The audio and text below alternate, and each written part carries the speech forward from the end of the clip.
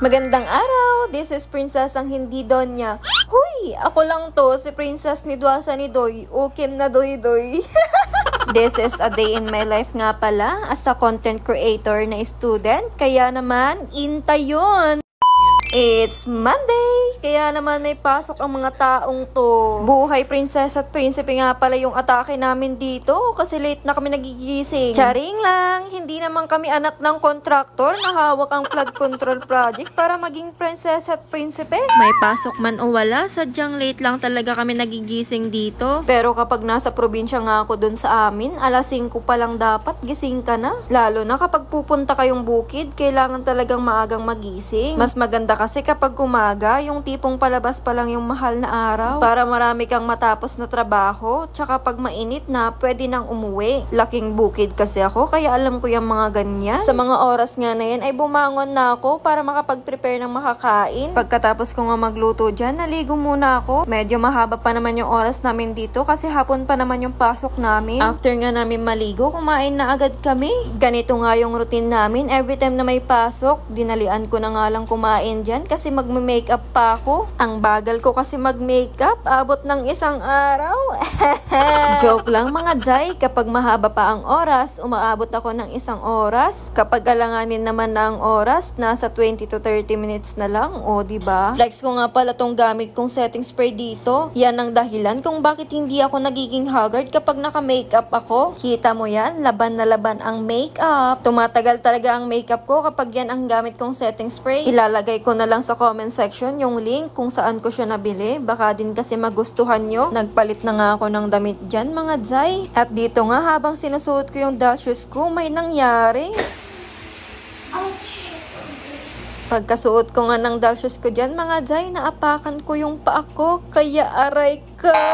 Tsaka agad-agad nga rin lumabas sa CR yung jowa ko dito.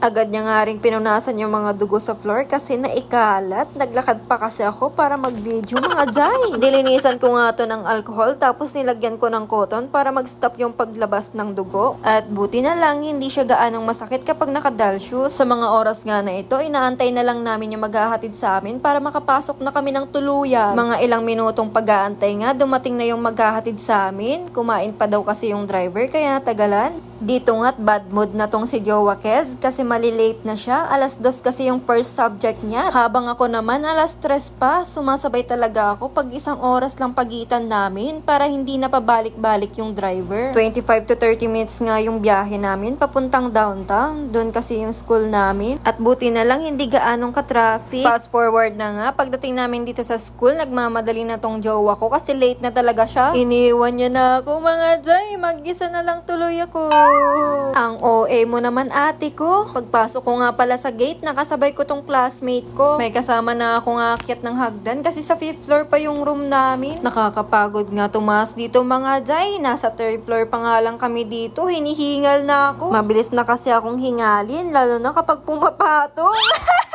Hala, iba na yun mga Jai. Ang totoo niyan mga Jai, mabilis na talaga akong hingalin simula nung tinanggal yung tubig sa lungs ko. At ito nga, sa wakas nakarating na rin kami dito sa 5th floor. Sila nga pala yung mga classmate kong mga waray nun. Alam nyo ba mga Jai, nung first year ako dito, may time na umiyak ako kasi hindi ko maintindihan yung teacher namin. Kapag nagdi-discuss nga dati yung teacher namin, mga Jai, wari-wari yung gamit at konti lang yung English kaya hindi ko talaga maintindihan mga Jai. Kaya todo pa translate na lang ako kung sino yung makakatabi ko sa upuan mga Jai. Hirap na hirap ako dati mag-adjust mga Jai, pero ngayon mga 30% ng buong vocabulary nila naintindihan ko na. Dito nga pala tapos na yung klase namin ng hapon, so may vacant ako ng 5 hanggang 7:30. Regular kasi ako mga Jai, kaya putol-putol yung klase ko. Eto nga, pababa na kami kasi maghahanap kami ng makakain at kung saan tatambay. Pagbaba nga namin, bumili kami ng burger at sa milk teahan naman kami tatambay ni Jowa Kez kasi parehas kami na may vacant. After nga namin bumili ng burger, papunta Pumunta na kami sa Infinity. Nilalakad lang namin to kasi naman malapit lang. Dito nga kami bibili ng drinks at dito na rin kami tatambay. Balik nga pala tayo sa kwento ko kanina. Nakakaintindi naman na ako ng waray pero yung mga basic lang. Alam nyo, pala salita naman ako kaso hindi nila ako kinakausap. Maliban lang kay Bel na kaibigan ko, wala akong ibang kausap na matagalan kapag sa Tagalog. Meron din si Pearl, nakakausap ko siya pero minsan hindi ko siya maintindihan kasi puro siya waray-waray. Minsan nagtatawanan na lang kami kapag hindi ko siya naintindihan kasi hirap niyang i-translate sa Tagalog. Sa classroom namin parang ayaw nila akong kausapin. Minsan ako na lang nagtatanong or unang nag-a-approach pero after nun wala na ulit. Pero sa totoo daw nyo, naiilang silang magtagalog kasi pangit daw yung accent nila kapag nagtatagalog sila kaya siguro walang nakikipag-usap sa akin. Or baka naman hindi lang talaga nila ako gusto. Aray